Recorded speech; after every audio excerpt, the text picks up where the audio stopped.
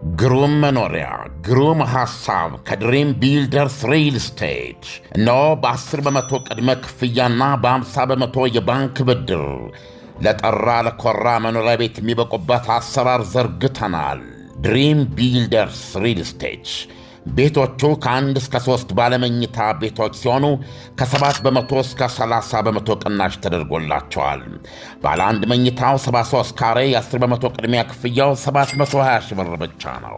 ነገር ግን የቤቱን ሙሉ ክፍያ በአንድ ጊዜ ለሚከፍሉ 30 በመቶ ቅናሽ ተደርጎ 5.3 ሚሊዮን ብር ብቻ። ባለ 2 መኝታ 106 ካሬ 1 ሚሊዮን ቅድመ ክፍያ ሙሉ ክፍያውን 100% በአንድ ጊዜ ለሚከፍሉ ከ30 በመቶ ቅናሽ በኋላ 7.7 ሚሊዮን ብር ብቻ። ባለ 3 መኝታ 141 ካሬ በ1.4 ሚሊዮን ብር ቅድሚያ ክፍያ ሙሉ ክፍያውን 100% በአንድ ጊዜ ለሚከፍሉ ከ30 በመቶ ቅናሽ በኋላ 10.3 ሚሊዮን ብር ብቻ ነው። አፓርትመንቶቹ ግንባታቸው ከወዲሁ 30 በመቶ የተጠናቀቀ ሲሆን የልጆች ማጫወቻ፣ መዋኛ ገንዳ፣ በቂ የመኪና ማቆሚያና እንደዚሁም የከርሰ ምድር ውሃና የመሳሰሉት የጋራ መጠቀሚያዎች የተሟሉለት ነው። ቤቶን በ2 ዓመት ተኩል ውስጥ ይረከባሉ። ማንኛውንም አስፈላጊ መረጃዎች አግኝተው ለመወሰን የሚያበቃ መረዳት እንዲኖረው በስክሪኑ ላይ በሚታየው ስልክ ቁጥር አሁኑን ይደውሉ። ድሪም ቢልደርስ ሪል ስቴት።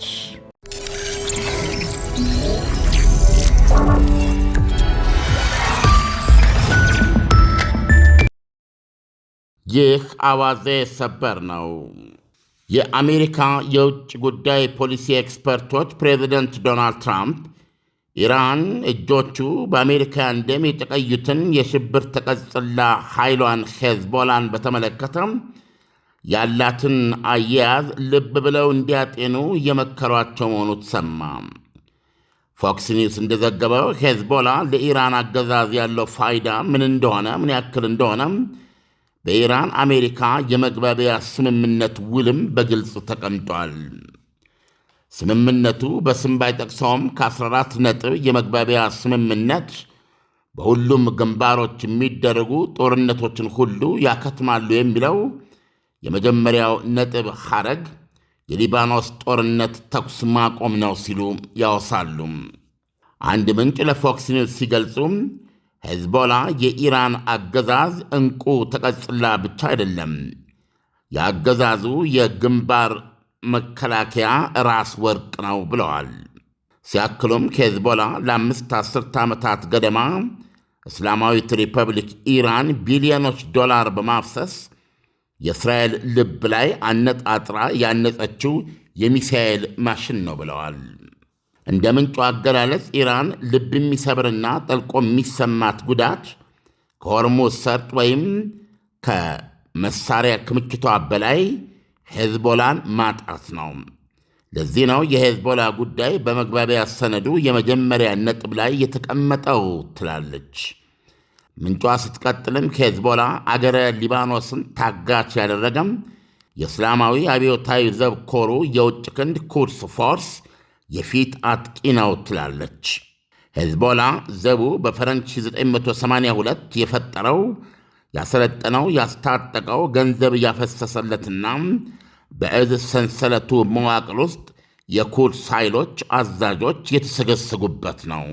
እውነቱ የሆነው ሳለ ሄዝቦላን ራሱን የቻለ የተለየ ድርጅት አድርጎም ለማሳየት ወይም ለማቅረብ የሚደረገው የቴሄራን ትረካ ልቦለድ ነው ትላለች።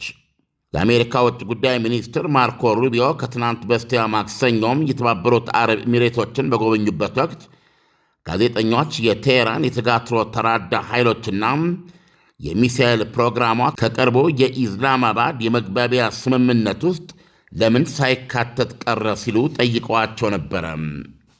ሩቢዮም የተቀጽላ ኃይሎቹ ስጋት ወይም አደጋ በመግባቢያ ሰነዱ በመሠረታዊነት ወይም በቀዳሚነት ተጠቅሷል ሲሉ ተከራክረዋል። የመግባቢያ ስምምነቱን በጥንቃቄ ያነበበ ሰው በመላ ክልሉ ያሉ ግጭቶች በሙሉ ይቋጩ ሲል እሱን ነው የሚጠቅሰው ብለዋል። የኢራን ተቀጽላዎች ከኢራቅ ሚሳኤልና ሰው አልባ እየተኮሱና ሐማስና ሄዝቦላ እንዳደረጉት አይነት የሽብር ድርጊት ውስጥ እየተሳተፉ ክልሉን የሚያተራምሱ ግጭቶችን መቋጨት አይቻልም።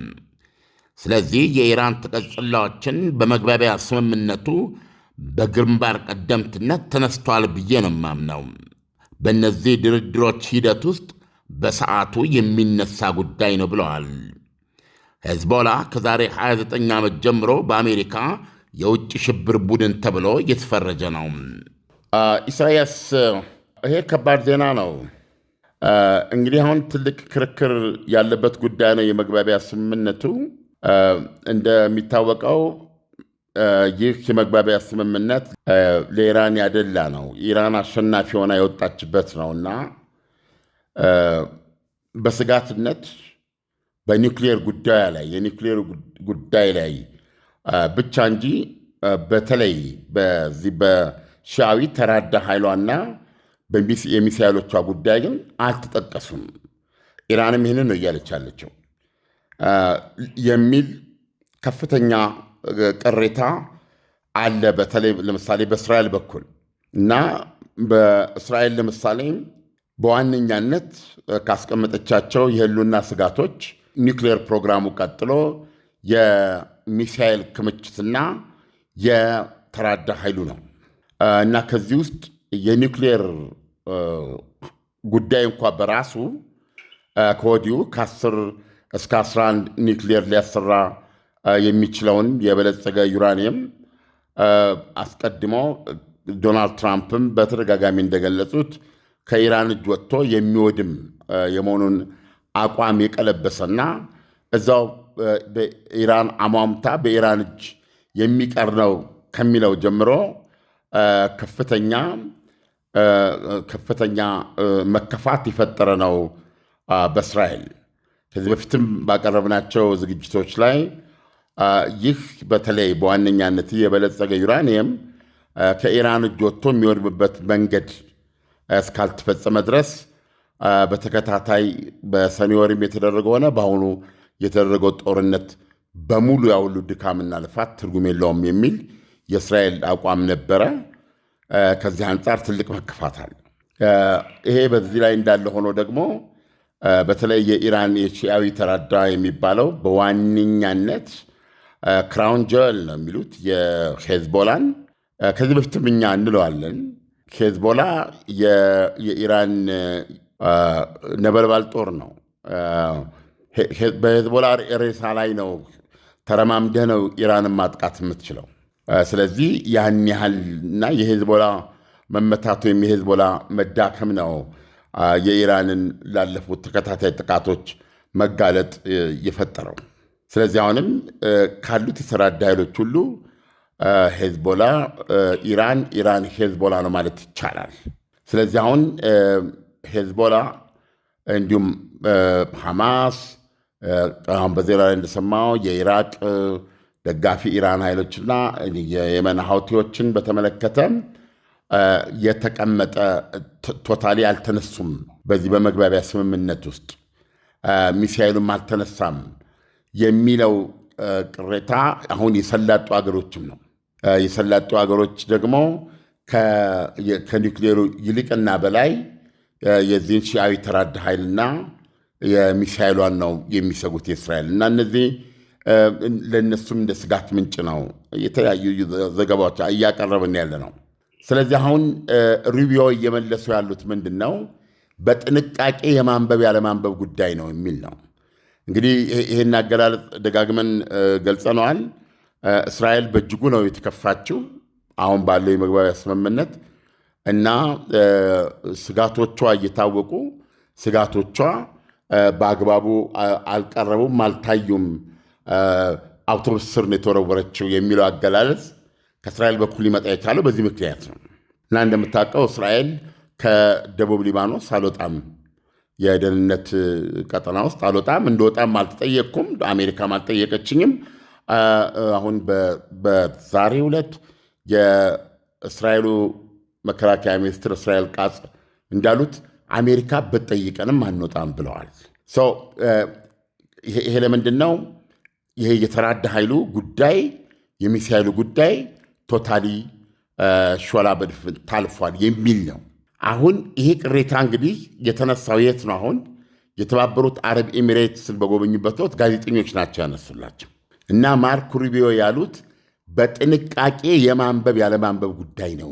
በመግባቢያ ሰነዱ ባለ 14 ነጥብ ነው። የመጀመሪያው ቁጥር 1 የሚለው በሁሉም ግንባሮች ያሉ ጦርነቶች፣ በክልሉ ውስጥ ያሉ ጦርነቶች የሊባኖስን ጦርነት ጨምሮ ያከትማሉ ነው የሚለው።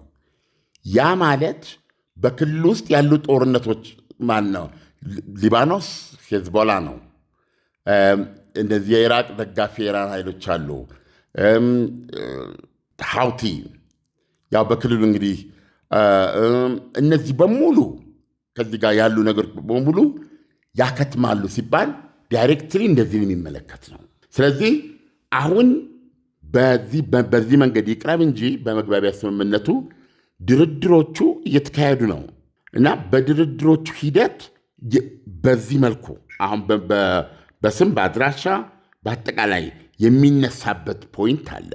ስለዚህ ይሄ ጉዳይ በሚገባ አድሬስ ሆኗል በመግባቢያ ስምምነት ውስጥ የሚል ነው እና ምላሹ ትልቅ ምላሽ ነው ያለው እና በዚህ በኩል ደግሞ እንደሰማው በፎክስ ኒውስ በኩል የቀረበው የአሜሪካ የውጭ ጉዳይ ፖሊሲ ኤክስፐርቶች ዶናልድ ትራምፕ ይህንን የተጋትሮ ተራዳ ጉዳይ በተለይ ኢራን ከሄዝቦላ ጋር ያላትን እና አሁን ያላትን አያያዝ ሁሉ በጥብቅ ሊመረምሩና አጥብቀው ሊይዙ የሚገባ ጉዳይ ነው የሚለው ምናልባት የእስራኤልንም የሰላጡ ሀገሮችንም በዚህ በጥቅል በቀረበ የመግባቢያ ሰነድ ጉዳይ የተሰማቸውን መከፋት የተሰማቸውን ኮንሰርን የሚያዳምጥና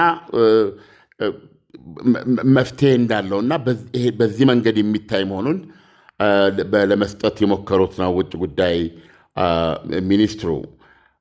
በነገራችን ላይ ኢራንም ተቋሙ በተደጋጋሚ እያሰማች ነው ያለችው። የምታሰማውም አሜሪካ ሪኢንተርፕሬት እያደረገች ነው። አሜሪካ በመግባቢያ ስምምነቱ ላይ የቀረቡትን የተጻፉትን ነገሮች በትክክል የሰፈሩትን እንደገና በሌላ መልኩ እየተረጎመች ነው የሚል ክስ አሁን ኢራን እያቀረበች ነው። ኦልሬዲ ልብ ማለት ያለብን ይሄ ድርድር መግባቢያ ስምምነት ሊፈረምም የተቻለው በኢራን በኩል ሶስተኛው መንፈሳዊ መሪ አያቶላ ሞጅታባ ካሜኒ ስለፈቀዱ ነው እና እሳቸውም ይሄን ሊፈቅዱ የቻሉት ፕሬዚደንታቸው እሳቸው የኔ ሀሳብ እንዲህ አልነበረም ነው የሚሉት። ፕሬዚደንታቸው ማሱድ ፔጀሽኪያን የሄዝቦላ የተጋትሮ ተራዳዩ ጉዳይ በሚገባ እየተጠበቀ ከማንኛውም ነገር ነፃ የሆነ የኢራን የሚሳኤል እነዚህ ነገሮች ጭራሽ በአጀንዳነት እንደማይቀርቡ ከሰጧቸው ማረጋገጫ የተነሳ ነው የሚላለ። አየህ አሁን ያለውን ክላሽ ከፊት ለፊት ያለውን ሩቢዮ የሚሉት የመጀመሪያው ላይ የተቀመጠው በሁሉም ግንባር ያሉ የጦርነት ግንባሮች ያከትማሉ የሚለው እነዚህን የተራዳ ኃይሎች የሚመለከት ነው። እነሱ ሚሳኤል እየተኮሱ እነሱ ሰው አልባ እየተኮሱ ይህም መሳሪያ እያገኙ ወይም አሁን ባላቸው መልክ ተደራጅተው የኢራን እጅ ሆነው ህልውናቸው በሚቀጥልበት ሁኔታ ጦርነቶቹ ይቆማሉ ማለት ሊሆን አይችልም። ስለዚህ ጦርነቱ የሚቆሙት ከነሱ ማክተም ጋር ነው አሁን ሩቢዮ እየሰጡት ያሉት ትርጉም። ኢራን ደግሞ መንፈሳዊ መሪ ያሉት እነዚህ ኃይሎች ጥበቃ የተደረገላቸው መሆኑ ነው መሰረታዊ ምክንያት ያሉት። ስለዚህ ነው ኢራኖች አሁን እንደ አሜሪካ ሪኢንተርፕሬት እያደረገች ነው። በጽሁፍ የሰፈረውን እንደዚህ ማለት ነው ልክ አሁን ሩቢዮ እንዳሉት ማለት ነው የሚል ክስ እየቀረበበት ነው የሚለው። ስለዚህ ከፊት ለፊት ትልቅ ግጭት እንዳለ የሚያሳይ ነው። ዓለም እስራኤል ልክ ጦርነቱ ሲጀመር በዋነኛነት ለእስራኤል ትልቅ ተግዳሮት ነው ተብሎ የተነሳው የተጋትሮ ተራዳው ነው። ሄዝቦላ የሃውቲዎቹ በዋነኛነት ከተጠቀሱት መካከል ናቸው። አሁን ኢራን ደግሞ አሁን በተለይ ሄዝቦላ ማለት ኢራን ነው፣ ኢራን ማለት ሄዝቦላ ነው ካለች፣ በሌላ በኩል ደግሞ በዛ በኩል ሃውቲዎቹ ካሉ እስራኤል የተነሳችበት ዋና ዓላማ በዙሪያ ያሉ ጠላቶቼ ብላ ያሰበቻቸውን በመከርከም እና በማስወገድ በዘላቂነት እስራኤልን ህዝቦቿን በነጻነት እንዲኖሩ የሰላም አየር እንዲተነፍሱ ታስቦና ታቅዶ ይካሄድ የነበረ ጦርነት ነው። አሁን ኢራን እኔ ነኝ ሄዝቦላ እኔ ነኝ ሀውቲ ካለች የእስራኤል ህልውና አደጋ ውስጥ እየወደቀ አይደለም ወይ? ግሩም መኖሪያ፣ ግሩም ሐሳብ ከድሪም ቢልደርስ ሪል ስቴት። እነሆ በ10 በመቶ ቅድመ ክፍያና በ50 በመቶ የባንክ ብድር ለጠራ ለኮራ መኖሪያ ቤት የሚበቁበት አሰራር ዘርግተናል። ድሪም ቢልደርስ ሪል ስቴት ቤቶቹ ከ1 እስከ 3 ባለመኝታ ቤቶች ሲሆኑ ከ7 በመቶ እስከ 30 በመቶ ቅናሽ ተደርጎላቸዋል። ባለ 1 መኝታው 73 ካሬ የ10 በመቶ ቅድሚያ ክፍያው 720 ሺህ ብር ብቻ ነው። ነገር ግን የቤቱን ሙሉ ክፍያ በአንድ ጊዜ ለሚከፍሉ 30 በመቶ ቅናሽ ተደርጎ 5.3 ሚሊዮን ብር ብቻ። ባለ 2 መኝታ 106 ካሬ 1 ሚሊዮን ቅድመ ክፍያ ሙሉ ክፍያውን 100% በአንድ ጊዜ ለሚከፍሉ ከ30 በመቶ ቅናሽ በኋላ 7.7 ሚሊዮን ብር ብቻ። ባለ 3 መኝታ 141 ካሬ በ1.4 ሚሊዮን ብር ቅድሚያ ክፍያ ሙሉ ክፍያውን 100% በአንድ ጊዜ ለሚከፍሉ ከ30 በመቶ ቅናሽ በኋላ 10.3 ሚሊዮን ብር ብቻ ነው። አፓርትመንቶቹ ግንባታቸው ከወዲሁ 30 በመቶ የተጠናቀቀ ሲሆን የልጆች ማጫወቻ፣ መዋኛ ገንዳ፣ በቂ የመኪና ማቆሚያና እንደዚሁም የከርሰ ምድር ውሃና የመሳሰሉት የጋራ መጠቀሚያዎች የተሟሉለት ነው። ቤቶን በ2 ዓመት ተኩል ውስጥ ይረከባሉ። ማንኛውንም አስፈላጊ መረጃዎች አግኝተው ለመወሰን የሚያበቃ መረዳት እንዲኖረው በስክሪኑ ላይ በሚታየው ስልክ ቁጥር አሁኑን ይደውሉ። ድሪም ቢልደርስ ሪል ስቴት።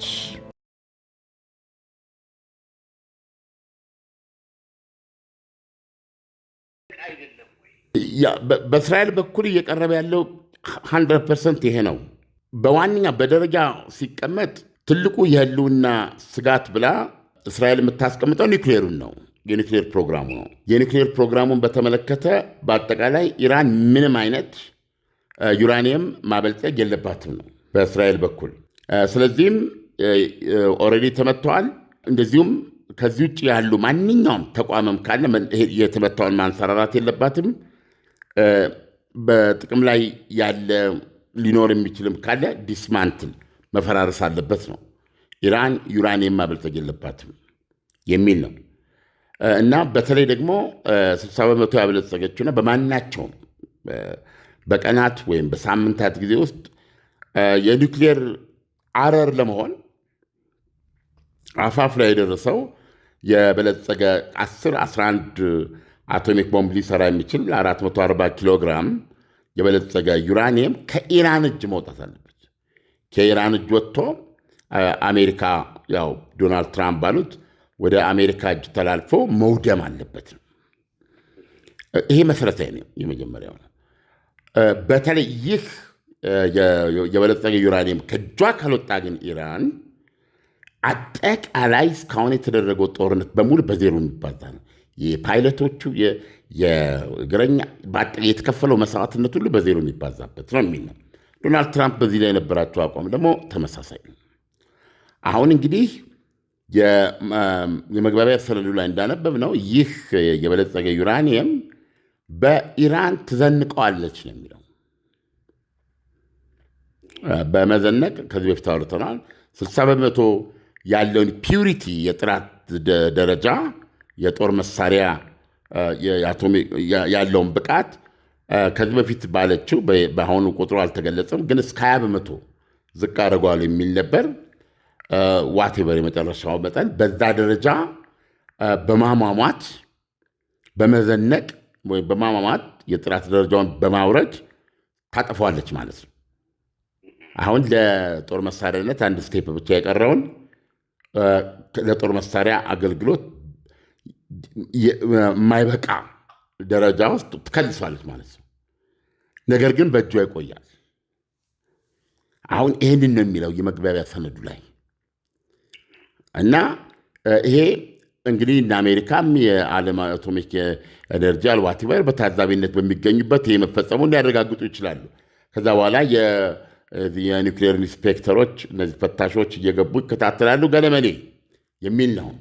ይሄ ትልቅ መከፋት ነው በእስራኤሎች በኩል። ለምን ይሄ ነገር ከእጇ ወጥቶ መውደምን ያለበት እና የኒውክሌር ማበልጸግ የሚባል ምንም አይነት ለምሳሌ አሁን የመግባቢያ ስምምነቱ ላይ ምን ይላል? የኢራንን የማበልጸግና የኒውክሌር ኒድስ ፍላጎትም ግምት ውስጥ ያስገባል ይላል። ምንም አይነት የማበልጸግ ዕድል እንዲኖራት አትፈልግም እስራኤል። ይህ የእስራኤል አቋም ነው። እስራኤል ትክክል አይደለም አለ የእስራኤል አቋም እየተናገረ ነው። በተረፈ ከዚህ ባሻገር በሁለተኛ ደረጃ የምታስቀምጠው አደጋ ሚሳይሉ ነው። የሚሳይሉ ክምችት ብዛት እና በማናቸውም ሰዓት ይህንን በስጋትነት ታስቀምጠዋለች። እንዲሁም ኬፓቢሊቲውን የርቀቱን የምንድነው ይህንን ጥያቄ ታደርጋለች፣ የምርት ብዛቱን እንዲሁም ጥያቄና ሶስተኛ ግን በአጠቃላይ በአንገቴ ዙሪያ የተጠመጠመ እባብ የምትለውን ከሄዝቦላ እንደዚህ ያለውን የሺያዊ ተራድ ኃይል በእነዚህ ሶስቱ ስጋቶቿ ነበሩ።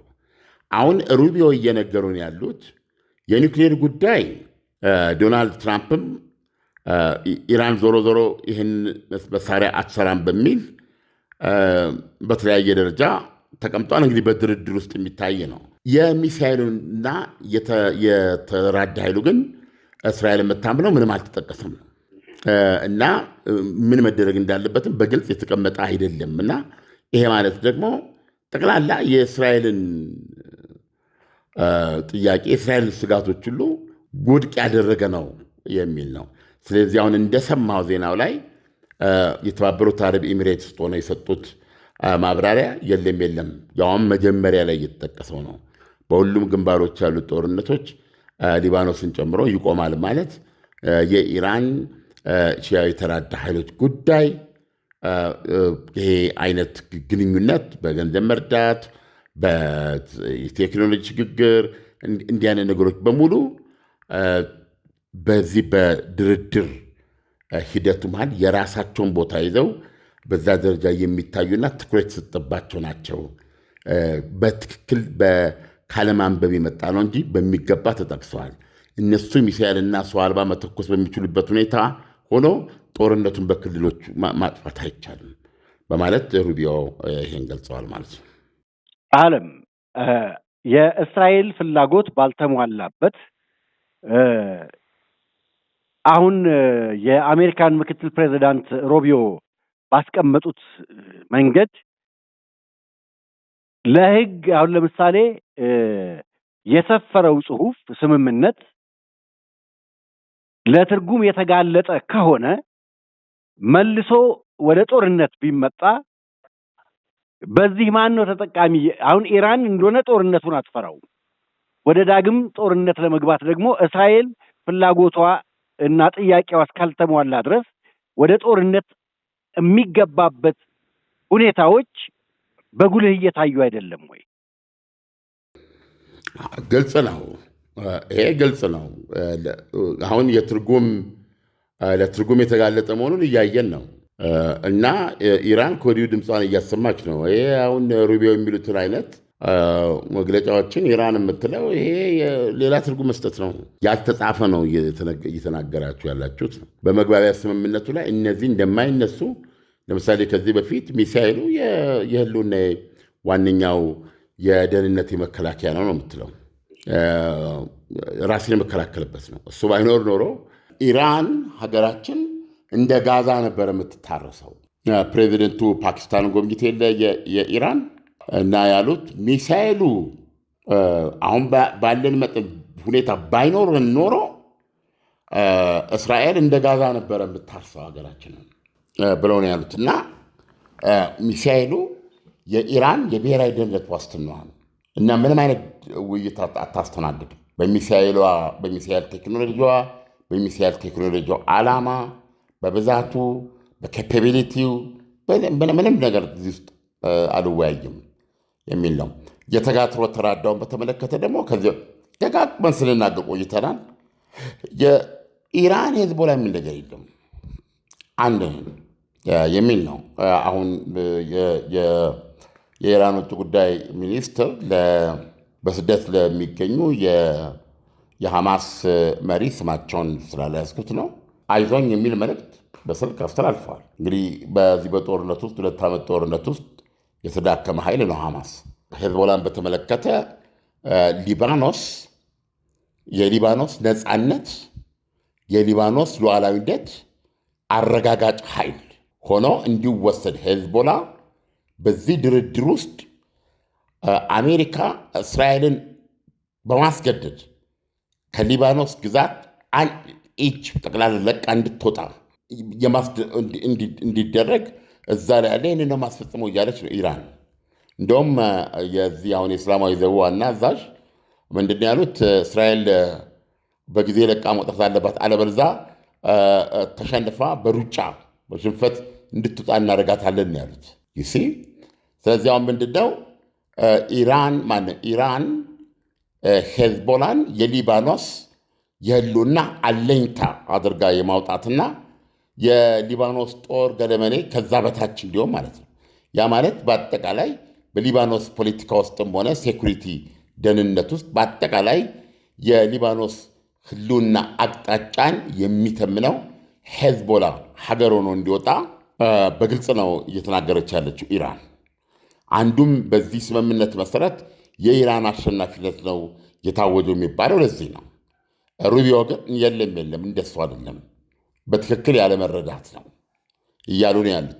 ቅድም ፎክስ ኒውስ ላይ ያለው ዜናም የአሜሪካ የውጭ ጉዳይ ፖሊሲ ኤክስፐርቶች ዶናልድ ትራምፕ ላይ ግፊትና ጫና እያሳደሩ ነው የሚለውም ከዚህ አይነት የእይታ እና የተልእኮ ግጭት ነው። ስለዚህ ወደ ጦርነት የመመለስ ዕድልም አለ። ይሄ የመግባቢያ ስምምነት ተፈርመዋል። ወደ ጦርነት የመመለስ ዕድል ግን አለው። ይህን በየጊዜው ራሳቸው ዶናልድ ትራምፕ የሚሰጡ መግለጫ በራሱ በቂ ነው እና ትክክል ነው። ለዚህ ነው በጣም ከባድ ነው አካሄዱ እና የመጀመሪያውን ስብሰባም ስንት ስንክሳር እንዳለው አይተናል። ኢራን የምትለው ሌላ ነው፣ አሜሪካ የምትለው ሌላ ነው። ሁለቱም ግን ተጽፏል። ለምሳሌ የሚለቀቅላትን ገንዘብ በተመለከተ ዝም ብሎ አይሰጣትም ትላለች አሜሪካ። ይህን ነገር ለምን እንደምትው ፍላጎቷን ገልጻ ታስቀምጥና ከዛ ለምግብ ነው የሚሰጡ። ይሄ ለተጋትሮ ተራዳዮች ልትሰጠው ስለምትችል እና ያም የአሜሪካን ስንዴና በቆሎ መግዣ ምንድነው አኩሪ አተር መግዣ ነው የሚሆነው ነው አሜሪካኖች እያሉት ያሉት። ኢራን ደግሞ የለም የኢራን ገንዘብ ነው፣ ምን እንደምትገዛበት ከየት እንደምትገዛ እንወስነው እኛ ብቻ ነን እንጂ ለማንም ይህንን አሳልፈን አልሰጠንም ይላል። የኒውክሌር ተቆጣጣሪ ኃይሎች ባስፈለገው ቦታ በየትኛውም እነዚህ የተመቱትን እነ ኢስፋሃን የመሳሰሉትን የኒውክሌር እነ ፎርዶን የመሳሰሉትን የኒውክሌር ተቋማት ዩራኒየም ማበልጸጊያዎችን እነሱን ጭምር ገብተው ይጎበኛሉ ያለ ገደብ ለማናቸውም ጊዜ ማናቸው ኦልሞስት ዶናልድ ትራምፕ ለዘላለም ነው ያሉት። ለዚህ ደግሞ ኢራን የሰጠችው ምላሽ በጭራሽ እንደዚህ የሚል ስምምነት የለም። በጥቃት የተፈጸመባቸው የኒውክሌር ተቋማቶች ይሄ የበለጸጉ ዩራኒየም ተቀብሮባት የሚባሉት የፈራረሱ ተቋማት ላይ አጠገብ አይደርስም ብላለች የኒውክሌር መርማሪዎች ኢንስፔክተሮች። እና አሜሪካ በምትለው መልኩ ያልኩት የተስማማው የጻፍኩት ነገር የለም ነው የምትለው። ሰው ኢቨን በመጀመሪያው በዚህ የስዊዘርላንዱ ጉብኝት ላይ ማነው ድርድራቸው ላይ ዶናልድ ትራምፕ ከሰጡት መግለጫ ጋር ተያይዞ የኢራን ልዑካን ቡድን ጥሎ ሊሄዱ ሁሉ ብዙ ችግር ነበር እና ሁለተኛ ቀጥሎ የሚደረገውን ድብደባ ማነው ድርድር በጉጉት ነው የምንጠብቀው እና በጣም ችግር ያለበት ጉዳይ መሆኑ አያጠራጥርም። ወደ ጦርነት ሊመልሳቸው የሚችልበት እድሉም ሰፊ ነው። ኬንያ ይህንን ብር ታጣለች ማለት ነው። ዓለም ለትንታኔው ከወዲሁ አመሰግናለሁ። መልካም ምሽት ይሁንልህ። መልካም ምሽት። ግሩም መኖሪያ፣ ግሩም ሐሳብ ከድሪም ቢልደርስ ሪል ስቴት። እነሆ በ10 በመቶ ቅድመ ክፍያና በ50 በመቶ የባንክ ብድር ለጠራ ለኮራ መኖሪያ ቤት የሚበቁበት አሰራር ዘርግተናል። ድሪም ቢልደርስ ሪል ስቴት ቤቶቹ ከ1 እስከ 3 ባለመኝታ ቤቶች ሲሆኑ ከ7 በመቶ እስከ 30 በመቶ ቅናሽ ተደርጎላቸዋል። ባለ 1 መኝታው 73 ካሬ የ10 በመቶ ቅድሚያ ክፍያው 720 ሺህ ብር ብቻ ነው። ነገር ግን የቤቱን ሙሉ ክፍያ በአንድ ጊዜ ለሚከፍሉ 30 በመቶ ቅናሽ ተደርጎ 5.3 ሚሊዮን ብር ብቻ። ባለ 2 መኝታ 106 ካሬ 1 ሚሊዮን ቅድመ ክፍያ ሙሉ ክፍያውን 100% በአንድ ጊዜ ለሚከፍሉ ከ30 በመቶ ቅናሽ በኋላ 7.7 ሚሊዮን ብር ብቻ። ባለ 3 መኝታ 141 ካሬ በ1.4 ሚሊዮን ብር ቅድሚያ ክፍያ ሙሉ ክፍያውን 100% በአንድ ጊዜ ለሚከፍሉ ከ30 በመቶ ቅናሽ በኋላ 10.3 ሚሊዮን ብር ብቻ ነው። አፓርትመንቶቹ ግንባታቸው ከወዲሁ 30 በመቶ የተጠናቀቀ ሲሆን የልጆች ማጫወቻ፣ መዋኛ ገንዳ፣ በቂ የመኪና ማቆሚያና እንደዚሁም የከርሰ ምድር ውሃና የመሳሰሉት የጋራ መጠቀሚያዎች የተሟሉለት ነው። ቤቶን በ2 ዓመት ተኩል ውስጥ ይረከባሉ። ማንኛውንም አስፈላጊ መረጃዎች አግኝተው ለመወሰን የሚያበቃ መረዳት እንዲኖረው በስክሪኑ ላይ በሚታየው ስልክ ቁጥር አሁኑን ይደውሉ። ድሪም ቢልደርስ ሪል ስቴት